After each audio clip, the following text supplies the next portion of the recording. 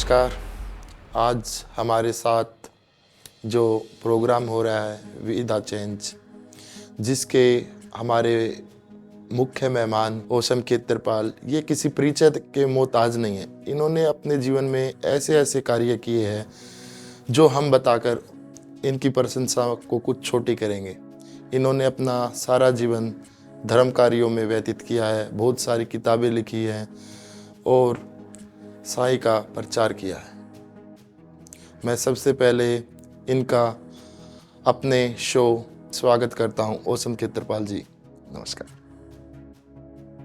हमारे धर्मगुरु ओशम खेत्रपाल जी से हम पहला सवाल पूछना चाहेंगे कि शायद में भी आज के टाइम इस नव भारत में कोई भी आप जितना साईं बाबा को जानते हो, जितना प्रचार किया, प्रसार किया, जितनी किताबें लिखी है, इतना कोई ना जानता हो।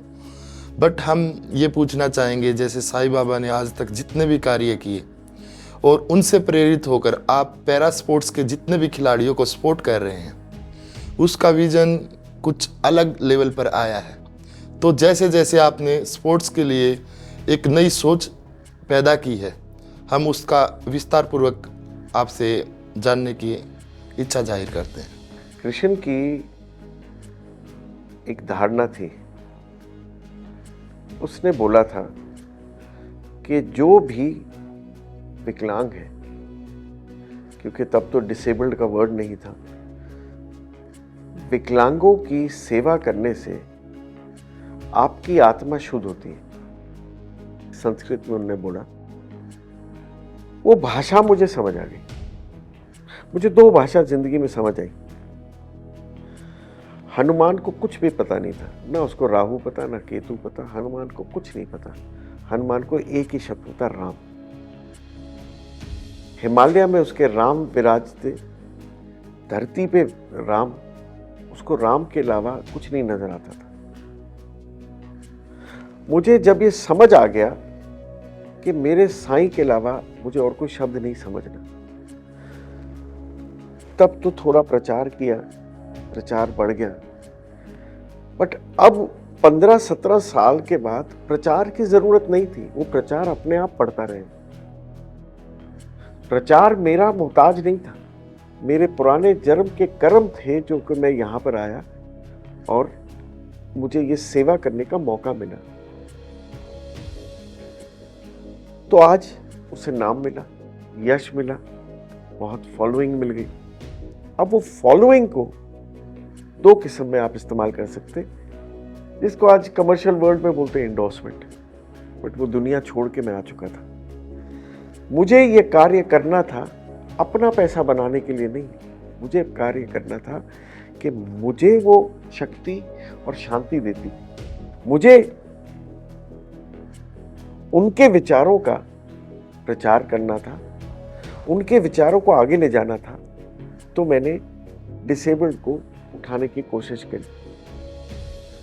करी, सफलता मिली। आप 3-4-5 साल से आप लोग इन्वॉल्व हो और आज अगर देखो तो ये 4 साल में डिसेबल्ड का शब्द घर घर में पहुंच चुका है। यस। जब शुरू किया था एक फ्लेजलिंग था, बट तब नहीं पता था कि मोदी जी ने इसका प्रचार करेंगे। बट मूवमेंट जब 5 साल पहले शुरू हुई थी तो बहुत ही फ्लेजलिंग थी। और आज आप सबका नाम, बहुत जनता आपके जानती है। तो आप अपना कर्म करे जाए और कर्म के बाद ये मत सोचो कि आपने किया, बिकॉज आप कर ही नहीं रहे हो। मैं ये तुम्हारे लिए नहीं कर रहा हूं। आप एक बात मैं बहुत ऑनेस्टली बोल रहा हूं, मैं ये तुम्हारे लिए नहीं कर रहा हूं। मैं अपने मन को शांति देने के लिए कर रहा हूं। तो जब मन को शांति देने के लिए होते तो पैसा कहीं नहीं आता। पैसा कहीं ना कहीं परमात्मा दे देता है आपको। आपका कार्य नहीं रुकता। थोड़े दिन के बाद आपको नेशनल के जाना है, कहां से आएगा? मैं किसी भक्त को फोर्स करूंगा, जाओ, ये जा रहे बच्चे। क्योंकि आप सच्चे हैं, अच्छे कार्य में जुड़े हैं, परमात्मा का कोई आदमी आके आपका टिकट का बंदोबस्त कर देगा। मैंने ये देखा है, 20 साल से देख रहा हूं। मगर मेरे मन में खुशी तब होगी जब आप देश के लिए मेडल लेके आओगे, खुशी ये नहीं होगी, खुशी दूर से होगी कि अब ये बेटा आगे बढ़ जाएगा। जैसे कि आप बता रहे हो और हमने ये महसूस भी किया है, पिछले 3-4 साल नहीं, हम लगभग 6-7 साल से जुड़े हैं और जितना इम्प्रूवमेंट स्पोर्ट्स में आकर हम आपसे जुड़कर कर पाए हैं, इतना में भी शायद ना हो सकता। इसमें एक रीज़न है बेटा, क्योंकि जितने लोग इस टीम में, अब हम बोलना नहीं चाहते बट ये बोल इसलिए रहे हैं, इस टीम में जब से जुड़े खाली 3-4 लोग आए और चले गए। हाँ सर।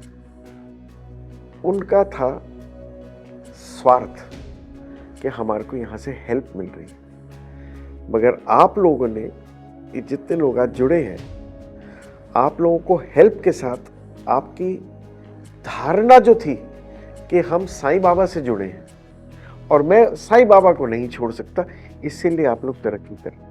मन और सोच और भावना जब एकाग्रता में चले तो दुनिया की कोई ताकत उस संबंध को, उस रिश्ते को तोड़ नहीं सकती।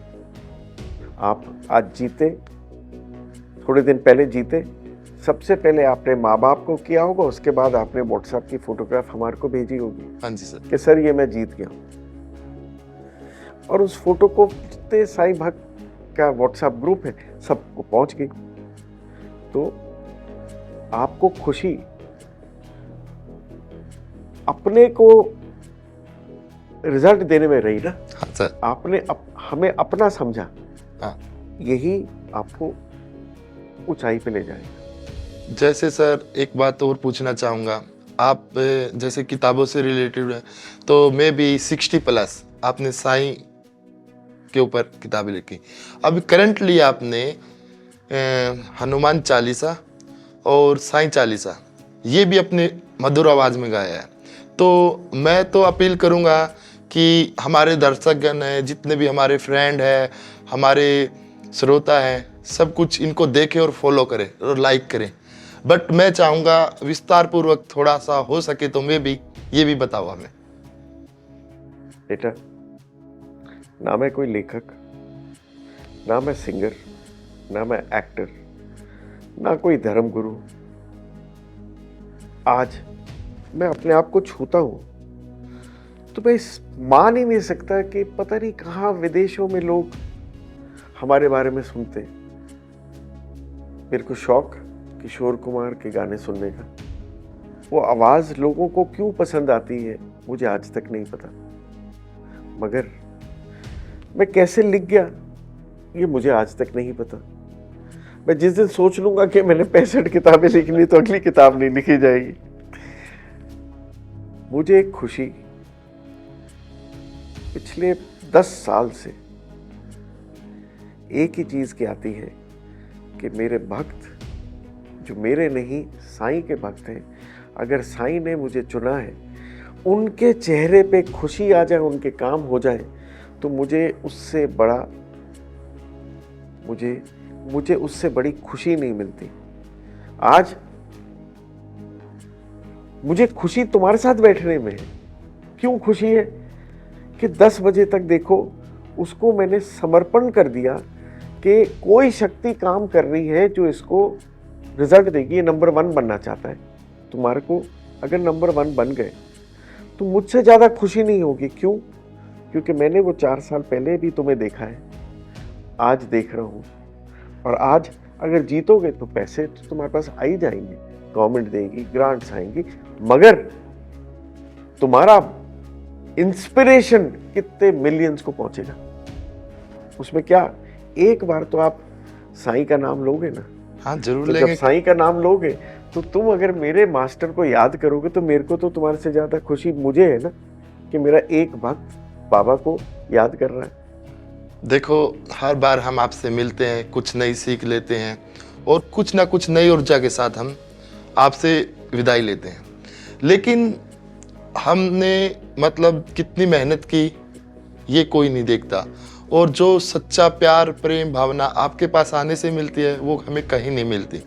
या तो मतलब हम मानते हैं कि आप ही हमारे लिए साईं के वो भक्त हैं या वो पात्र है जो हमें इस दुनिया में मिलने के लिए आए, या फिर मतलब उन्होंने हमारे लिए कोई ऐसा व्यक्ति भेज दिया जो हमारा हाथ पकड़कर, उंगली पकड़कर हमें इस रास्ते पर चलना सिखा रहा है। उसी तरह से यदि मैं चाहूँ आपसे एक छोटा सा और क्वेश्चन पूछना, तो क्या मैं पूछ सकता हूँ? बताइए ना। जैसे कि बहुत सारे डिसेबल भी हैं, बहुत सारी गौशालाएं भी हैं, बहुत सारे किन्नर भी हैं, बहुत सारे गरीब भी हैं। जैसे मैं भी, पीछे कोविड भी आया था, आप लोगों ने कभी भी किसी का हाथ पकड़कर छोड़ा नहीं, वो किसी भी तरह से हो। मैं भी किसी को राशन देना हो कोविड में, या फिर गौओं की सेवा करनी हो, या फिर किसी की मदद करनी हो, ये आपने कहाँ से सीखा और कब से स्टार्ट किया, और ये थोड़ा विस्तार पूर्वक बताएं। बहुत अच्छा सवाल पूछा आपने। मैं नास्तिक था, कर्म में बिलीव करता था। कर्म योगी होने के बाद कर्म योनि का मतलब नहीं पता था। मैं बहुत बहुत धनी हूं कि मुझे मेरे जवाब मेरे साईं ने दिए। मुझे कोई भी मनुष्य ने मेरे जवाब नहीं दिए। और मुझे जब ये बदलाव आया, मुझे झुंड का झुंड आके, जब आपके पास एक नहीं, 10 नहीं, 50 नहीं, लाखों लोग आके बोले कि आप ही साईं के प्रचारक हैं।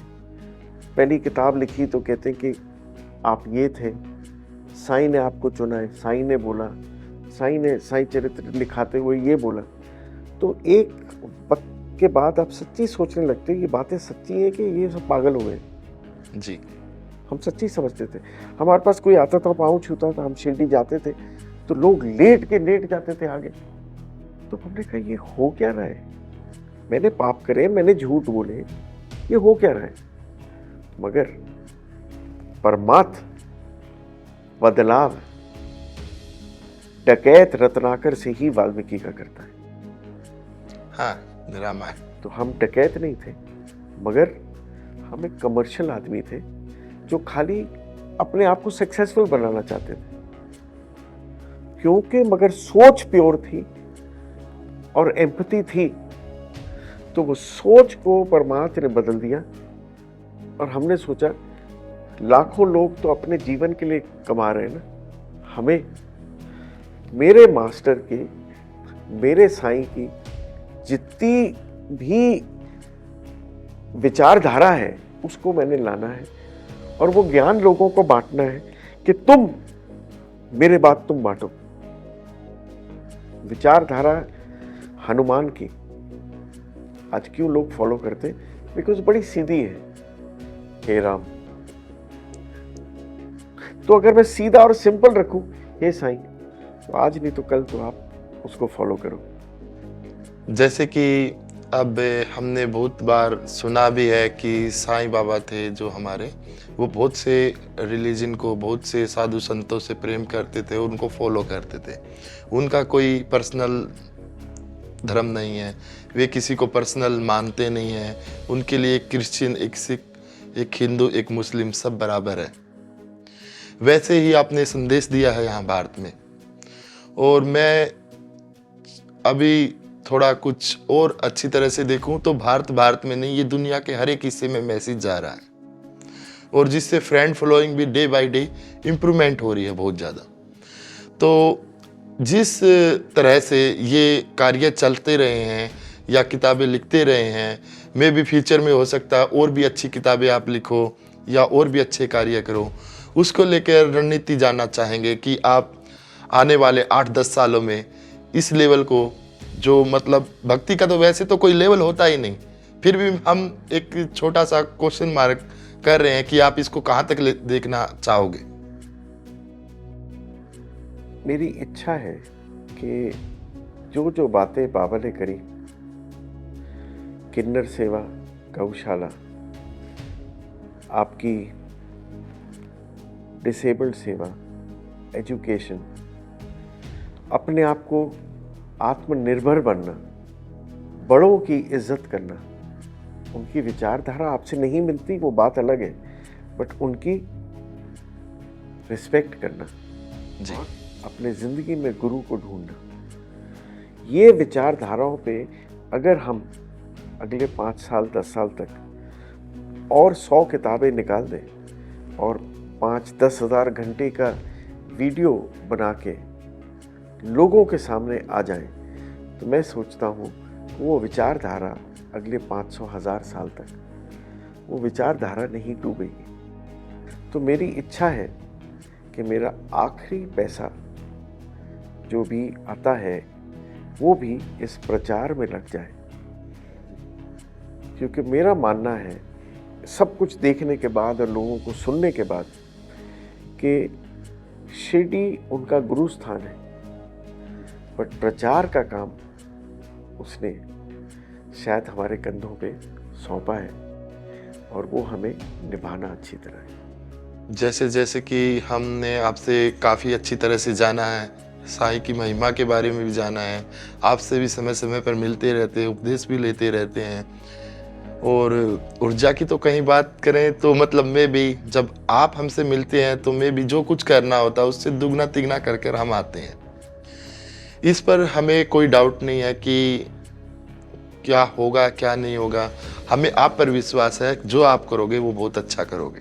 उसी चर्चा को हम आगे बढ़ाते हुए थोड़ा बहुत और जानना चाहेंगे कि जैसे आपने अभी अभी चर्चा की थी कि प्रचार और प्रसार करेंगे। इस दुनिया में, इस ज़माने में जहाँ तक हम सोचते हैं 2 ही हुनर है, या तो छिप जाए या फिर बिक जाए। तो आपने उसको अच्छी तरह से करके दिखाया है। तो ना छिपे ना बिके। आपने जो किताबें लिखी वो आपके विचार थे जो बच्चे बच्चे तक जाएंगे। मैं भी वो छिप गया है, डे बाय डे, पीढ़ी दर पीढ़ी वो चलेगा।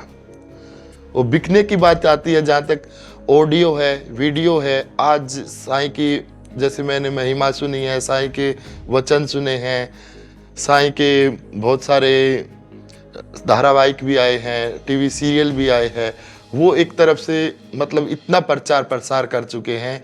ये मैं हरियाणा से बिलोंग करता हूँ, तो उसमें क्या बात होती है कि हरियाणा में 2 तरह के चर्चे होते हैं, या तो छिप जा या बिक जा। तो उसी भाषा में, उसी लहजे में मैंने आपको ये बोला है। मैं भी, मेरा ऐसा कोई तात्पर्य नहीं था जो आप वैसा नेगेटिव ले या और कुछ। बाकी साईं की महिमा रही तो आगे और अच्छे अच्छे प्रोग्राम होते रहेंगे। जैसे बार बार हम आपसे मिलते रहे हैं, एक नई ऊर्जा लेते रहे हैं, और इसी के साथ मैं भी फ्यूचर में भी कहते हैं कि आपसे मिलेंगे। आज ये सुनहरा मौका था कि हमारा प्रोग्राम वी चेंज के थ्रू आपसे मिले। आज के हमारे मुख्य अतिथि या मेहमान, कुछ भी कह सकते, ये हमारे फेथफुल है, हमारे गुरु है ओसम खेत्रपाल जी। इनका तहे दिल से यहाँ आने पर धन्यवाद करते हैं। मिलते हैं नए शो में। आपका होस्ट अमित कुमार। जय हिंद, जय भारत।